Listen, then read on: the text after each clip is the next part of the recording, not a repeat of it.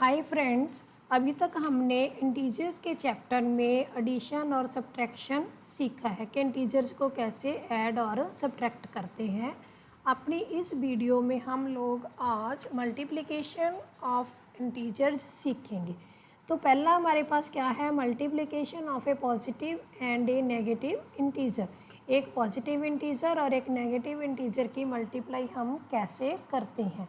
जैसे कि हमने अपने अर्लीहुड में अपने छोटी क्लासों में सीखा है कि मल्टीप्लिकेशन क्या है, रिपीटेड एडिशन। मतलब कि किसी नंबर को बार बार जोड़ते जाएंगे तो वो हमारे पास क्या बन जाता है, मल्टीप्लाई।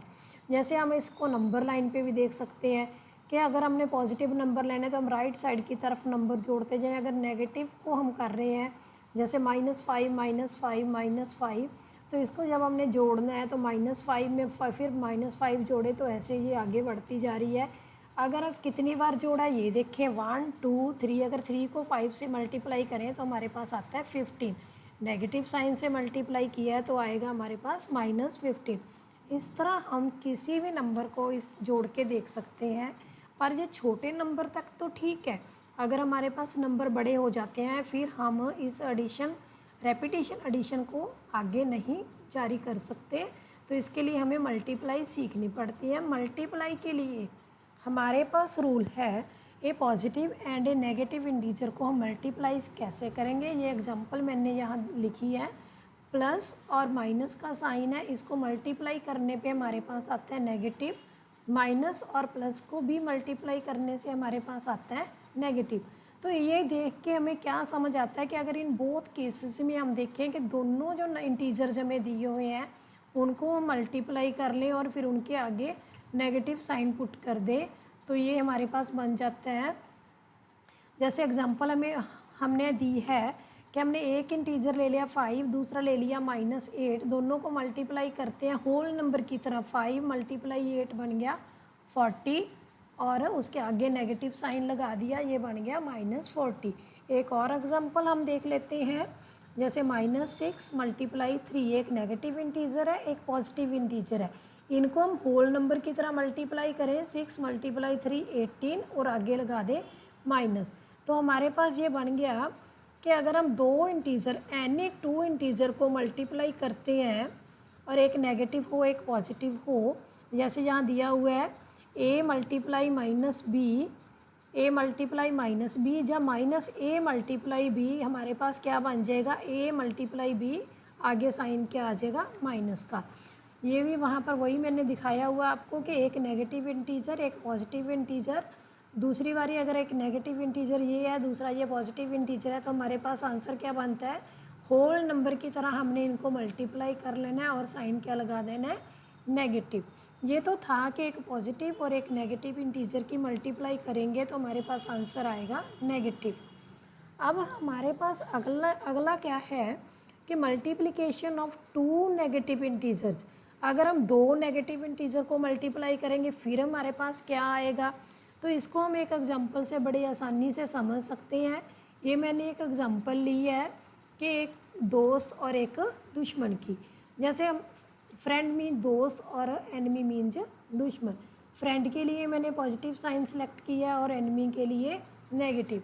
हम इसको कैसे देख सकते हैं, देखो फ्रेंड का जो एनिमी है, फ्रेंड का जो है, जैसे ये दोस्त का जो दुश्मन है वो हमारे लिए क्या होगा, दोस्त का दुश्मन हमारे लिए दुश्मन होगा। मतलब प्लस माइनस क्या हो गया, माइनस। अगर कोई दुश्मन है हमारा, उसका अगर आगे दोस्त है वो भी हमारा क्या होगा, दुश्मन। अगर कोई हमारा दुश्मन है और आगे उसका भी कोई दुश्मन है तो वो हमारा क्या बन जाएगा, दोस्त। दुश्मन का दुश्मन हमारा क्या होगा, दोस्त, और दोस्त का दोस्त हमारा क्या होगा, दोस्त। तो इन एग्जाम्पल से हम बड़ी आसानी से समझ सकते हैं कि पॉजिटिव साइन और नेगेटिव साइन मिलके क्या बनते हैं। आगे हम देखते हैं, आगे हमारे पास आ जाता है कि ये तो थे कि दो नेगेटिव साइन अगर मल्टीप्लाई करते हैं तो हमारे पास क्या आता है। अगर हमारे पास दो से ज़्यादा नेगेटिव साइन आ जाए तो हम कैसे सॉल्व करेंगे। जैसे नेक्स्ट हमारे पास प्रोडक्ट ऑफ 3 और मोर नेगेटिव इंटीजर्स, 3 या 3 से ज़्यादा नेगेटिव इंटीजर अगर हमारे पास हों तो हम कैसे प्रोडक्ट करेंगे। जैसा हमने अभी तक ऊपर देखा सीखा कि 2 अगर नेगेटिव साइन आते हैं तो हमारे पास क्या आता है, पॉजिटिव। तो अगर 3 आते हैं तो क्या आएगा, अगर हम उसी एग्जांपल से इसको लेके देखें कि अगर 3 है, ये हमारे पास हो गया दुश्मन, दुश्मन का दुश्मन हमारा क्या बन गया, दोस्त, दोस्त का दुश्मन हमारा क्या बन गया, दुश्मन। सिमिलरली दुश्मन का दुश्मन हमारा क्या बन गया, दोस्त, दोस्त का दुश्मन हमारा बन गया दुश्मन, दुश्मन का दुश्मन हमारा क्या बन गया, दोस्त। हम इसको इस एग्जाम्पल के अलावा अब इस पैटर्न को देखें। अगर हम इस पैटर्न को देखें, हमारे पास एक पैटर्न बन गया, एक माइनस एक प्लस, एक माइनस है तो हमारे पास नेगेटिव आता है, 2 माइनस है तो हमारे पास पॉजिटिव आता है, 3 माइनस दी हुई हैं तो हमारे पास फिर क्या आ जाता है, नेगेटिव। अगर 4 दी हुई हैं तो हमारे पास फिर क्या आ जाता है, पॉजिटिव। देखो एक माइनस दी हुई है, ऑड नंबर में दी हुई है तो हमारे पास क्या आता है, नेगेटिव। इवन में दी हुई है तो हमारे पास आता है पॉजिटिव। अगर फिर हमारे पास ऑड में दी हुई है तो हमारे पास आ गया नेगेटिव। अगर हमारे पास आगे इवन में दी हुई है तो हमारे पास आ जाता है पॉजिटिव। तो हमारे पास एक रूल बन गया कि अगर ऑड नंबर में माइनस है, अगर माइनस ऑड नंबर में है तो हमारे पास क्या आएगा, नेगेटिव। अगर माइनस इवन नंबर में है तो पॉजिटिव। अगर माइनस ऑड नंबर में है तो नेगेटिव। अगर माइनस इवन नंबर में है तो पॉजिटिव। तो अब हमारे पास कोई भी रकम आ जाए, हम बड़ी आसानी से इसकी मल्टीप्लाई कर सकते हैं। जैसे ये कुछ एग्जांपल्स हमें दी हुई हैं, -4 मल्टीप्लाई -3, 4 और 3 हो गया 12, 2 माइनस आई हैं तो आंसर क्या आ गया हमारे पास, पॉजिटिव। फिर हमारे पास देखो कितनी माइनस है, 3, 1 2 3, तो हमारे पास आंसर क्या आएगा, माइनस। हमने 2 माइनस को मल्टीप्लाई किया था ऊपर 12, 12 को एक माइनस के साथ मल्टीप्लाई किया 24। सिमिलरली हम और आगे इसको एक्सपेंड कर सकते हैं। तो हमारे पास एक फार्मूला क्या बन गया, if the number of negative integers in A product is even, अगर इवन नंबर में नेगेटिव साइन है तो आंसर क्या आएगा, पॉजिटिव। अगर number of negative integers in A product is odd, अगर ऑड है तो हमारे पास आंसर आएगा नेगेटिव। तो आगे हमारे पास जैसे एग्जांपल दी हुई है, हम इसको डिस्कस करते हैं। -9 मल्टीप्लाई -5 मल्टीप्लाई -6 मल्टीप्लाई -3। हम इसमें क्या करेंगे, माइनस काउंट करेंगे। हमारे पास क्या है, 4 माइनस है, जो क्या है हमारे पास इवन नंबर है। अगर इवन है तो हमारे पास आंसर क्या आएगा, पॉजिटिव। हम और एग्जांपल लेके कर सकते हैं, -3 -2 -1। इसमें हमारे पास एग्जांपल क्या है, एग्जांपल में क्या है, ऑड है। 3 जो है, -3 जो है वो क्या है, ऑड नंबर। अगर ऑड नंबर है तो हमारे पास आंसर क्या आ गया, नेगेटिव। जहाँ तक तो हमारे पास था कि हमने नेगेटिव और पॉजिटिव या नेगेटिव इंटीजर्स को मल्टीप्लाई कैसे करना है। अब हमारे पास नेक्स्ट स्लाइड में आ जाता है कि हमारे properties of multiplication of integers. जैसा कि हम जानते हैं कि एडिशन और सब्ट्रैक्शन की नंबर्स की प्रॉपर्टीज़ होती हैं, उसी तरह में इंटीजर में भी एडिशन और सब्ट्रैक्शन की प्रॉपर्टीज़ होती हैं। उसी तरह हमारे पास properties of integer, properties of integer under multiplication है, जिसको हमने आज डिस्कस करना है। पहली प्रॉपर्टी है क्लोजर अंडर मल्टीप्लिकेशन। मल्टीप्लिकेशन में क्लोजर प्रॉपर्टी सेटिस्फाई होती है या नहीं, इसके लिए हम इन एग्जांपल से देखेंगे। जैसे हमारे पास है -20 मल्टीप्लाई 5 -5। अब देखो 20 मल्टीप्लाई 5 हो गया 100, माइनस और माइनस हो गया प्लस। ये जो 100 है ये भी तो एक इंटीजर है। आगे हम इसको मल्टीप्लाई करते हैं, ये हमारे पास बन गया 255, आगे साइन आ गया माइनस, माइनस का नंबर भी तो एक इंटीजर है। अगर हम नेक्स्ट एग्जांपल को देखें तो ये हमारे पास बन गया -360, तो ये भी तो एक इंटीजर है। नेक्स्ट नंबर हमारे पास बन गया प्लस का, तो प्लस का नंबर भी हमारे पास इंटीजर है। नेक्स्ट नंबर हमारे पास बन गया प्लस, ये भी एक इंटीजर है। नेक्स्ट हमारे पास बन गया माइनस का, तो ये भी एक। ऊपर की सारी एग्जांपल को हमने अगर देखा, ये हमारे पास नेगेटिव नंबर है, ये भी एक इंटीजर है। और ये हमारे पास पॉजिटिव नंबर है, ये भी एक इंटीजर है। क्योंकि इंटीजर्स में आप जानते हो कि नेगेटिव और पॉजिटिव सारी तरह के नंबर आ जाते हैं, तो वो क्या बन जाते हैं, इंटीजर। अब ऊपर की सारी एग्जांपल देखने से हमें क्या क्लियर हो गया कि दो नंबर्स को अगर हम मल्टीप्लाई करते हैं, अगर वो बाद में भी इंटीजर ही रहता है, तो इसका मतलब closure property under multiplication satisfy होती है। उसके बाद है कॉम्यूटेटिव प्रॉपर्टी ऑफ मल्टीप्लिकेशन। अब हमने देखना है क्या कॉम्यूटेटिविटी प्रॉपर्टी भी सेटिस्फाई होती है जैसे क्लोजर प्रॉपर्टी सेटिस्फाई होगी। अब हम इस एग्जांपल में देखेंगे मल्टीप्लिकेशन में कि हमारे पास जैसे मान लो कोई भी नंबर दिए हुए हैं। पहली एग्जांपल ही दी हुई है 3 मल्टीप्लाई -4, हमारे पास है -12। ये हमारे पास A है और ये हमारे पास B है।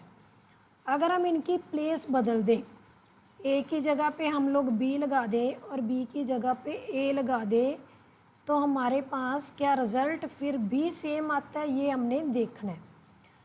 हाँ जी, हमने देखा कि अगर हम A मल्टीप्लाई B करते हैं फिर भी -12 आता है, B मल्टीप्लाई A करते हैं फिर भी हमारे पास आंसर क्या आता है, -12। मतलब दोनों तरफ से हमारे पास आंसर क्या आ रहा है, -12।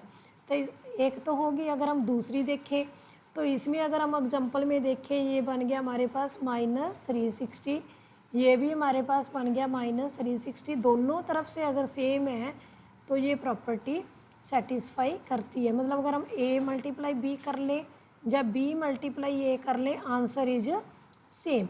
इसी तरह इसमें हमारे पास क्या आ रहा है, रिजल्ट आ रहा है हमारे पास सेम। तो ये देखने के बाद हमें पता चल गया कि commutativity property under multiplication satisfy करती है कोई भी any two integers A multiply B is equal to B multiply A। अब हम आगे देखेंगे इसके बाद कि क्या मल्टीप्लिकेशन बाय जीरो इंटीजर्स में लागू होती है या नहीं। जैसे हमें पता है कि ਜਦੋਂ ਆਪਾਂ किसी भी नंबर ਨੂੰ 0 ਨਾਲ मल्टीप्लाई कर दें तो वो आंसर क्या बन जाता है, 0। जहाँ हम 0 के साथ किसी नंबर को मल्टीप्लाई कर दें, आंसर क्या बन जाता है, 0। अब हमने देखना है कि चाहे वो नंबर नेगेटिव हो या पॉजिटिव हो, फिर आंसर क्या बनता है, फिर भी आंसर हमारे पास क्या बनता है, 0। अब एग्जांपल जैसे दी हुई हैं -3 मल्टीप्लाई 0 0, 0 मल्टीप्लाई -4 0, तो ये सारे क्या बन रहे हैं हमारे पास, 0।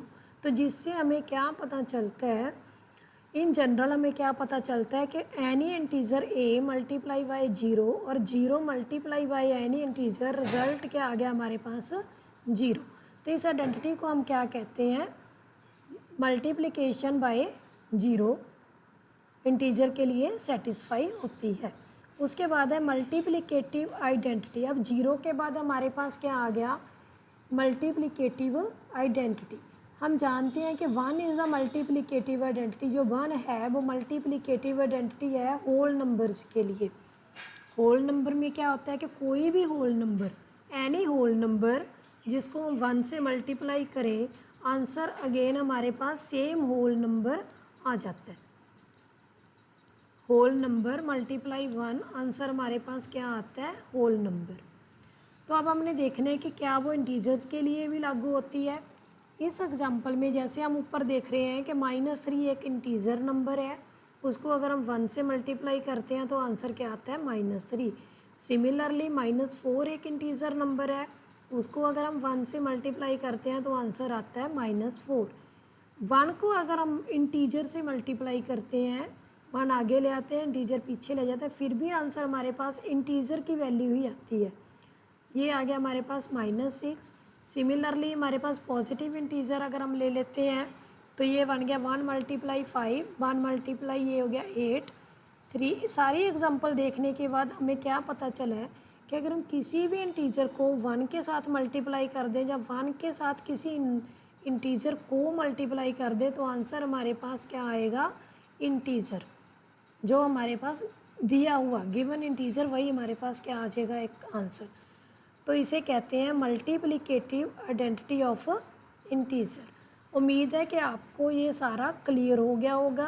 अब हम आगे एक प्रॉपर्टी और है जिसे हम डिस्कस करते हैं, एसोसिएटिव प्रॉपर्टी अंडर मल्टीप्लिकेशन। अभी तक हमने कॉम्यूटेटिव प्रॉपर्टी डिस्कस की। कॉम्यूटेटिव प्रॉपर्टी में आपको पता है कि 2 नंबर होते हैं, A और B, एनी इंटीजर होते हैं दो, ए और बी। पर जब हमने एसोसिएटिव प्रॉपर्टी करनी है तो हमारे पास एक इंटीजर और आ जाता है सी। तो इसमें हमारे पास क्या होते हैं, तीन इंटीजर। अब हमने देखना है क्या इन तीन इंटीजर के प्लेस बदलने से रिजल्ट सेम आता है कि नहीं। हम एक एग्जांपल ले लेते हैं, ए हम ले लेते हैं 1, बी ले लेते हैं 2 और सी ले लेते हैं 3। अब हम इसमें देखते हैं कि क्या ये प्रॉपर्टी सेटिस्फाई करती है। अगर हम दो को पहले इकट्ठा कर लें, सी के साथ बाद में मल्टीप्लाई कर दें, दूसरे पेयर में हम ए को अलग रख लें, बी और सी को एक ग्रुप में रख लें। अब हमारे पास जो वैल्यू है उसे पुट करके देखते हैं। 1 × 2 ये बन गया 2, इसके साथ 3 मल्टीप्लाई करेंगे, ये हो गया हमारे पास 6। इसी तरह हमारे पास इधर ए की वैल्यू है 1 और बी की वैल्यू है 2, सी की वैल्यू 3। 2 और 3 हो गया 6, 6 को 1 के साथ मल्टीप्लाई करें 6।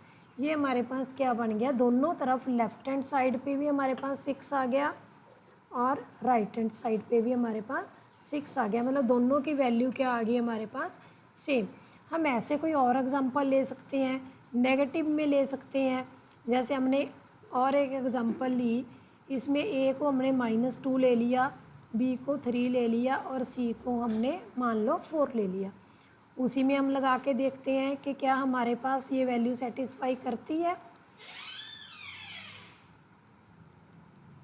अब ए की वैल्यू क्या है -2 और बी की वैल्यू 3 मल्टीप्लाई सी 4। दूसरी तरफ ए की है -2, बी की वैल्यू है 3 और 4। ये हमारे पास बन गई -6 मल्टीप्लाई 4 और इधर हमारे पास बन गई -2 मल्टीप्लाई 12 -24 -24 विच इज़ इक्वल। तो हमारे पास इसमें भी LHS और RHS दोनों के आगे सेम। तो हम दो एग्जांपल से देख सकते हैं कि कोई भी नंबर एनी इंटीजर कोई भी वैल्यू a × b × c, मतलब a और b अगर एक ग्रुप में है फिर हम c से मल्टीप्लाई करते हैं, जब b और c एक ग्रुप में है a से मल्टीप्लाई करते हैं तो ये दोनों रिजल्ट क्या आते हैं, सेम। इसका मतलब है कि इंटीजर्स में अगर कोई भी नंबर हो वो मल्टीप्लाई में satisfy, associative property under multiply क्या होती है, सेटिस्फाई। उसके बाद हमारे पास आ जाता है डिस्ट्रीब्यूटिव प्रॉपर्टी। अब हम डिस्कस करेंगे डिस्ट्रीब्यूटिव प्रॉपर्टी। जब हमने डिस्ट्रीब्यूटिव प्रॉपर्टी डिस्कस करनी है तो देखो हमारे पास क्या है, हमने ब्रैकेट को सॉल्व करना सीखना है कि हम ब्रैकेट्स को कैसे इजी मेथड से सॉल्व करेंगे। जैसे हमारे पास है एक एग्जांपल दी हुई है 16 × 10 + 2। अब ये ब्रैकेट में दिया हुआ है 10 + 2। इसको सॉल्व करने के लिए हमने क्या करना है, 16 × 10 + 2 डिस्ट्रीब्यूटिव प्रॉपर्टी को सॉल्व करें। पहले हम 16 को 10 के साथ मल्टीप्लाई करेंगे, प्लस का साइन है प्लस लगाएंगे, फिर 16 को 2 के साथ मल्टीप्लाई करेंगे। ये बन गया 160 + 32, इट मीन्स 192। और एग्जांपल हम देख लेते हैं इसके लिए क्या बनती है हमारे पास। जैसे एक एग्जांपल दी हुई है हमारे पास -2 × 3 + 5। अब 3 + 5 क्या बन गया, 8। 8 को -2 से करेंगे, अब हमारे पास क्या आ गया, -16। अगर हम इसको, ये तो बन गया -16। अब अगर इधर से देखें, -2 को 3 के साथ मल्टीप्लाई किया, -2 × 3 प्लस -2 × 5, ये बन गया -6 प्लस -10। ये टोटल हमारे पास आ गया -16। तो जो ऊपर हमारे पास रकम बनी थी वो क्या बनी थी, 3 + 5, ये बन गई थी हमारे पास -16 विच आर सेम। तो हम अगली एग्जांपल देख लेते हैं कि अगर हमारे पास है -4 × -2 + 7, -2 + 7 हो गया 5 मल्टीप्लाई -4, ये हमारे पास बन गया -20। अब हम इसको एक्सपेंड करके देखते हैं ब्रैकेट के साथ। -4 को 2 के साथ मल्टीप्लाई किया, ये हमारे पास बन गया -4 × -2 हमारे पास बन गया +8। -4 मल्टीप्लाई 7, ये बन गया -28। आंसर आ गया हमारे पास -20। ये -20 और -20 दोनों सेम है। तो इससे हमें क्या क्लियर होता है, हम क्या कह सकते हैं कि distributive property of multiplication over addition is true for the integers, के जोड़ के बीच में जिसमें प्लस का जोड़ साइन हो और multiplication under addition, distributive property multiplication under addition satisfy करती है। अब हमने देखना है कि क्या यही प्रॉपर्टी अंडर सब्ट्रैक्शन भी सेटिस्फाई करती है। तो हम कोई एग्जांपल लेके देख लेते हैं। अंडर सब्ट्रैक्शन हमने जब देखना है a multiply B minus C plus, ये किसके बराबर बनेगी, a multiply B a multiply C. क्या ये हमारी सेटिस्फाई होती है या नहीं, हम इसे एक एग्जांपल से देखेंगे। हम एग्जांपल में ले लेते हैं, a को मान लेते हैं 1 और b को मान लेते हैं 2 और c को मान लेते हैं 3। अब हमारे पास a की वैल्यू लगाते हैं हम एक साइड में, लेफ्ट हैंड साइड लेते हैं पहले। 1 मल्टीप्लाई b क्या हमारे पास 2 माइनस, ये क्या बन गया 2 minus 3 b minus c। Right hand side पे हमारे पास क्या है, a 1 है और b है 2 minus 1 multiply 3, a1 b2 a1 और c क्या है 3। इस साइड को सॉल्व करते हैं, 1 मल्टीप्लाई -1, ये बन गया -1। इस तरफ को हम सॉल्व करते हैं, 2 माइनस 3, ये हमारे पास बन गया -1। अब ये तो हमारी ठीक होगी। हम एक एग्जांपल और ले लेते हैं। मान लो हम a को मान लेते हैं 3, b को मान लेते हैं 4 और c को मान लेते हैं 6। हम देखते हैं कि क्या हमारी आगे भी ये प्रॉपर्टी ट्रू होती है। तो हम इस उसमें लगाते हैं a multiply b minus c, इधर हमारे पास है a multiply b a multiply c। तो अब a की वैल्यू हमने ली है 2, a की वैल्यू ली है 3 मल्टीप्लाई b की वैल्यू 4 माइनस 6, दूसरी तरफ 3 मल्टीप्लाई 4 माइनस 3 मल्टीप्लाई 6, ये हमारे पास बन गई 3 मल्टीप्लाई -2 माइनस 6। इस तरफ हमारे पास बन गई 12 माइनस 18 विच इज़ -6। तो यहाँ पर भी हमारे पास ट्रू आ गई। तो ये दो एग्जाम्पल और यहाँ पर दी हुई सारी एग्जाम्पल को कंक्लूड करके हमें क्या पता चलता है कि मल्टीप्लिकेशन इंटीजर की distributive property under multiplication under subtraction satisfy करती है। तो अब तक हमें ये क्लियर हो गया जो प्रॉपर्टीज़ ऑफ इंटीजर हैं, properties of integer under multiplication satisfy करती हैं। तो उम्मीद है कि आपको ये सारा क्लियर हो गया होगा। अब हम आगे एग्जांपल डिस्कस करेंगे ताकि आपको एक्सरसाइज के सवाल करने आसान हो जाए। जैसे हमारे पास है एग्जांपल है हमारे पास find the each of the following products. एक एग्जांपल हमें दी हुई है -18 मल्टीप्लाई -10 मल्टीप्लाई 9। हम इसको मल्टीप्लाई करेंगे। अब इसके कई तरीके हो सकते हैं। हमारे पास है -18 मल्टीप्लाई -10 मल्टीप्लाई 9। अगर हम पहले इन दो को मल्टीप्लाई कर लें, ये बन गया हमारे पास माइनस और माइनस प्लस मल्टीप्लाई, ये हो गया 1620। कई बच्चे ऐसे भी करते हैं। दूसरा तरीका भी है कि हमने दो इनको मल्टीप्लाई कर लिया, फिर बाद में हमने इसको मल्टीप्लाई कर लिया।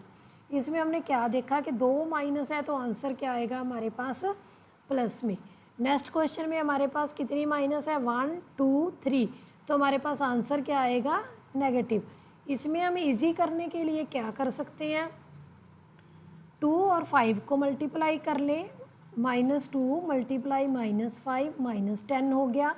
-20 multiply 7 -140।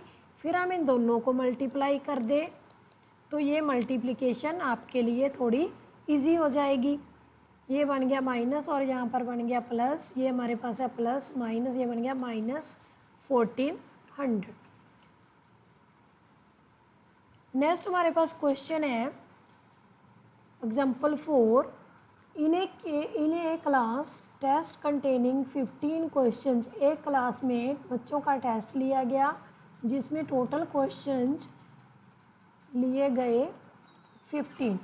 4 marks are given for every correct answer. ठीक आंसर देने के लिए 4 नंबर दिए गए और -2 marks are given for every incorrect answer, मतलब गलत आंसर देने के लिए -2 मतलब 2 नंबर काट लिए गए।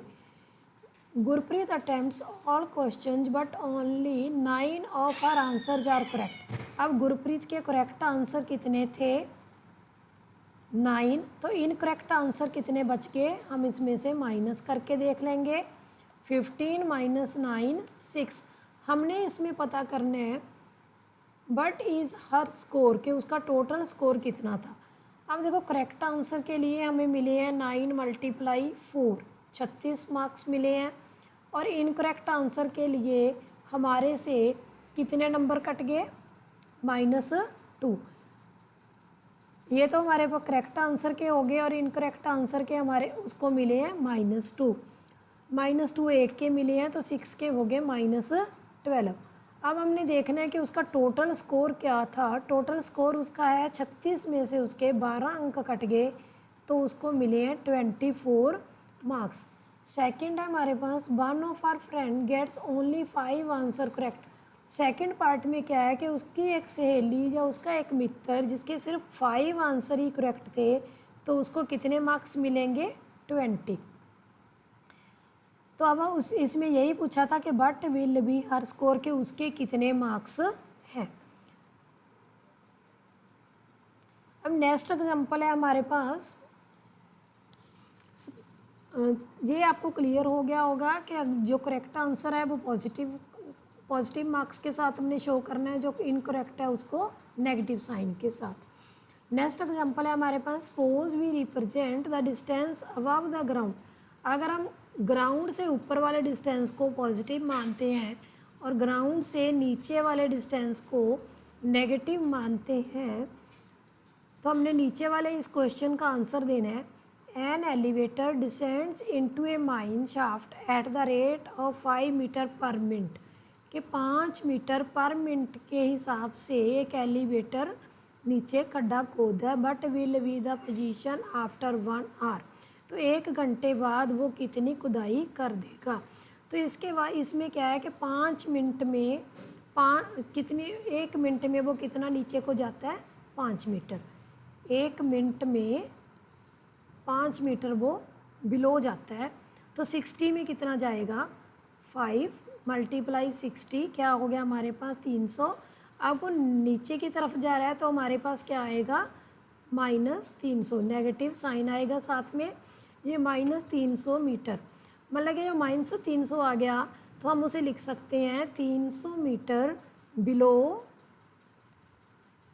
डाउन, कि वो नीचे की तरफ 300 मीटर जाएगा। सेकंड है, if it begins to descend from 15 metre above the ground but will be the position after 45 minute.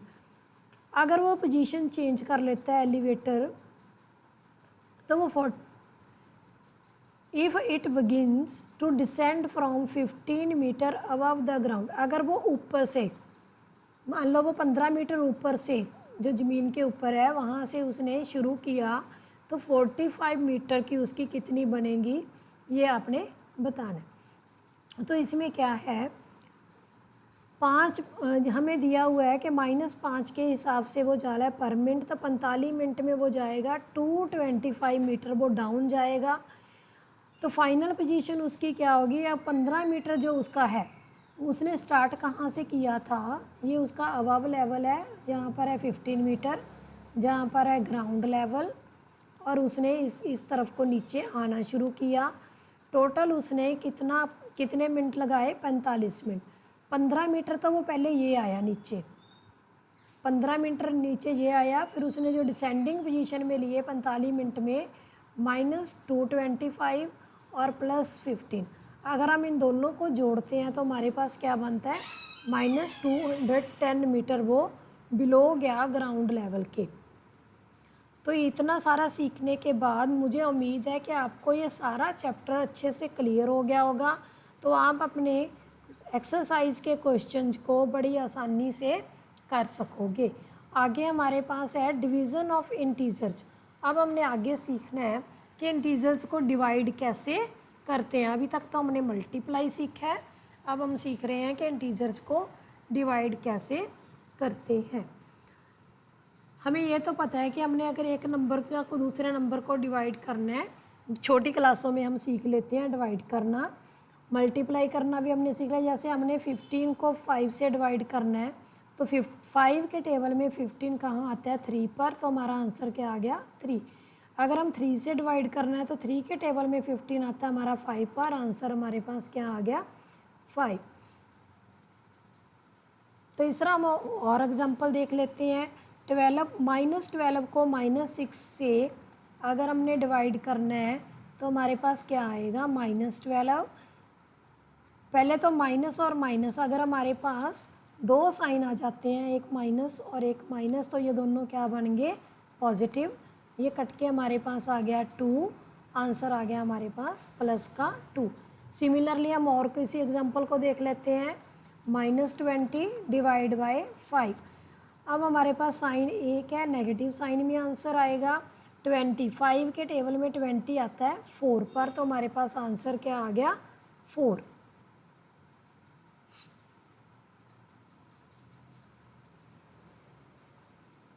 तो इससे हमारे पास क्या रूल बन गया, जब हम डिवाइड करते हैं, when we divide a negative integer by a positive integer we divide, कि हम अगर किसी नेगेटिव इंटीजर को पॉजिटिव इंटीजर के साथ डिवाइड करते हैं, जब पॉजिटिव इंटीजर को नेगेटिव इंटीजर के साथ डिवाइड करते हैं, तो रूल क्या बन गया हमारे पास कि हमने नेगेटिव साइन आके लगा देना है और होल नंबर्स की तरह इन्हें डिवाइड कर लेना है। सिंपल होल नंबर की तरह डिवाइड करना है और आंसर में क्या लगा देना है, हमने नेगेटिव साइन। और इसमें एक चीज़ और है कि जो डिनोमिनेटर है, डिनोमिनेटर हमारे पास 0 नहीं होना चाहिए। अगर डिनोमिनेटर 0 हो जाता है तो वो डिवाइड नहीं होगा, डिवीज़न नहीं होगी। आगे हमारे पास है प्रॉपर्टीज़ ऑफ डिवीज़न। अब डिवीज़न में हमने इंटीजर की प्रॉपर्टीज़ देखनी है कि क्या वो सेटिस्फाई करती हैं या नहीं। जैसे हमारे पास एक एग्जांपल है, -8 डिवाइड बाय -4। ये बन गया हमारे पास -8 डिवाइड बाय -4, आंसर आ गया 2।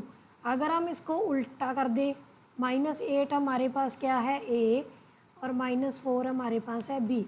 अगर हम इनकी प्लेस बदल दें, -4 को डिवाइड कर दें -8 से, तो हमारे पास क्या आ जाएगा, 1/2। एक साइड हमारे पास 2 आया है, दूसरी तरफ हमारे पास 1/2 आया है।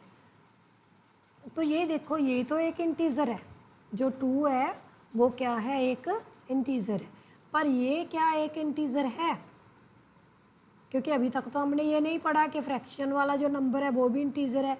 नो, ये क्या है, एक फ्रैक्शन, और ये क्या है, एक इंटीजर। तो इंटीजर में डिवीज़न की प्रॉपर्टी जो है कि अगर हम किसी नंबर को डिवाइड करते हैं और उसको पलट के डिवाइड करते हैं तो वो सेटिस्फाई नहीं करती। तो इसका सिर्फ डिवीज़न में वहाँ पर तो सेटिस्फाई कर रही है, ऊपर क्लोज़र तो कर रही है कि अगर हम डिवाइड कर रहे हैं तो नंबर आगे हमारे पास इंटीजर ही आ रहा है, पर हमारे पास कॉम्यूटेटिव प्रॉपर्टी इसकी नहीं कर रही सेटिस्फाई। अगर हम नंबर्स की प्लेस बदल देते हैं तो हमारे पास इक्वल नहीं आता। अब हमारे पास है डिवीज़न डिवाइड बाय 0 और divide by 1। Integer divide by 0 is meaningless.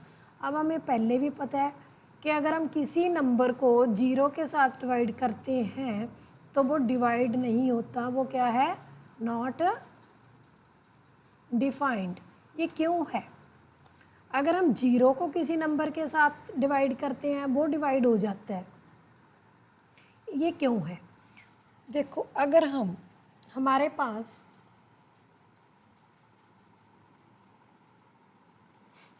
अगर हमारे पास कोई नंबर है उसके हमने पार्ट करने हैं, ठीक है। अगर 0 पार्ट करना है तो इसका मतलब 0 पार्ट करना है तो ये होगा नहीं। हमारे पास कोई नंबर है उसका 0 पार्ट करना नहीं होगा। अगर हमारे पास 0 है, हमारे पास कोई चीज़ 0 है, उसके आगे पार्ट करने हैं तो कैसे होंगे? जो चीज़ है ही नहीं उसके पार्ट कैसे होंगे? तो इसलिए ये डिफाइंड नहीं है। मतलब 0 का मतलब है कि हमारे पास कुछ है ही नहीं, नील है। अगर हमारे पास है नहीं तो उसमें से हम किसी और को क्या देंगे? पार्ट। तो इसलिए ये नॉट डिफाइंड है। अगर हमारे पास कुछ संख्या में नंबर है उसमें से हम किसी को कोई पार्ट नहीं देना तो हमारे पास वो संख्या तो रहेगी ना, तो इसका मतलब वो डिविजिबल है। तो इससे हमें क्या पता चलता है कि division by 0 is not defined, और 0 को किसी नंबर से अगर हम डिवाइड करते हैं तो वो क्या हो जाती है? डिफाइंड, मतलब वो डिवाइड हो जाता है। नेक्स्ट रूल हमारा डिविजिबिलिटी का है कि ਜਦੋਂ ਅਸੀਂ ਕਿਸੇ होल नंबर ਨੂੰ डिवाइड करते हैं 1 नाल तो हमारे पास आंसर क्या आ जाता है? Same whole number. तो क्या अब इंटीजर में भी यही होता है कि अगर हम किसी इंटीजर को मल्टीपल डिवाइड करें 1 के साथ तो आंसर हमारे पास आ जाए सेम इंटीजर, और जहाँ फिर हम कि आंसर हमारे पास आ जाए सेम। हाँ जी, हम चेक करते हैं। जैसे -8 को 1 के साथ डिवाइड किया, -8 आ गया। -11 को 1 के साथ किया, -11 आ गया। तो ये एग्जांपल देख के हमें क्या पता चलता है? नेगेटिव इंटीजर डिवाइडेड बाय 1 तो हमें सेम नेगेटिव इंटीजर मिल रहा है। अगर पॉजिटिव इंटीजर को भी हम 1 से मल्टीप्लाई करते हैं तो भी हमें सेम रिजल्ट मिलेगा। तो ये हमारे पास सेटिस्फाई हो गया कि किसी भी इंटीजर को any integer divided by 1, any integer divided by 1 answer is the same integer. अब अगर हम 1 की बजाय -1 से डिवाइड करते हैं क्या तब भी आंसर सेम आता है? अब हम इसे चेक करते हैं। जैसे सेम ऊपर एग्जांपल दी थी वही एग्जांपल अब हमारे पास यहाँ पर है। जैसे -8 को -1 से करते हैं तो आंसर आता है 8। 11 को -1 से करते हैं तो हमारे पास क्या आता है? -11। तो इसको देखते हैं, 13 को -1 से करें तो आंसर आ गया -13। तब ऊपर के एग्जांपल और इनको चेक करें तो इसमें फ़र्क क्या है कि ਜਦੋਂ ਆਪਾਂ -1 ਨਾਲ ਡਿਵਾਈਡ ਕਰਦੇ ਹਾਂ ਤਾਂ सेम इंटीजर नहीं आता, ਉਹਦਾ साइन बदल जाता है। मतलब कि ऊपर जैसे था कि -11 को 1 से किया तो -11 आया था, -13। अगर हम -1 से करते हैं तो आंसर में उसका साइन चेंज हो जाता है। तो इससे हमें क्या पता चलता है कि क्या ये प्रॉपर्टी 1 के साथ सेम आती है। अब हम आगे करके देख सकते हैं कि जो प्रॉपर्टी है -1 के साथ सेम नहीं आती, तो क्या हम ये करके देख सकते हैं कि क्या 1 को a के साथ डिवाइड करेंगे क्या वो 1 आएगा? हम एक एग्जांपल ले लेते हैं। 1 divided by a means any integer, तो ये बन गया 2। तो ये 1/2 which is not equal to 1, तो ये लागू नहीं होगी। इसी तरह हम दूसरी देख लेते हैं कि a डिवाइडेड बाय -1 जो हमने ऊपर डिस्कस की है, तो ये भी हमारे पास लागू नहीं होती कि a को अगर हम -1 से करते हैं तो आंसर क्या आना चाहिए? a आना चाहिए, पर a नहीं आता, हमारे पास क्या आता है? -a।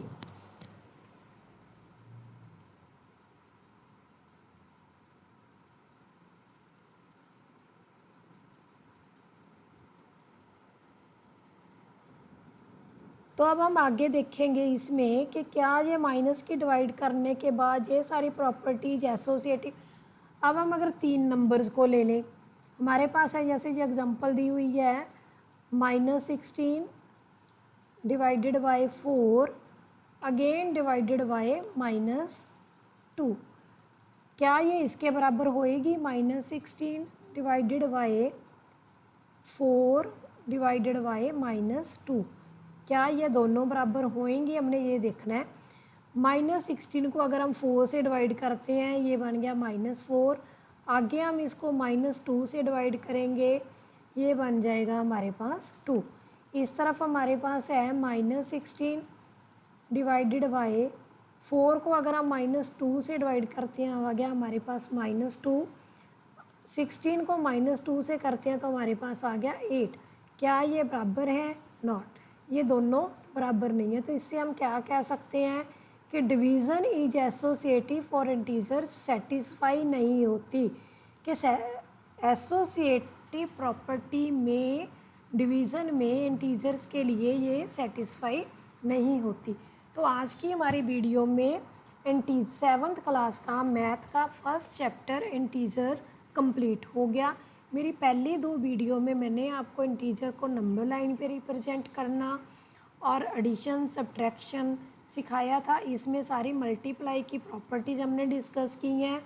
मैं आशा करती हूँ कि आपको ये चैप्टर अच्छे से समझ आ गया होगा और आप इसी से बेस्ड अपनी एक्सरसाइज के क्वेश्चन बड़ी आसानी से कर सकोगे।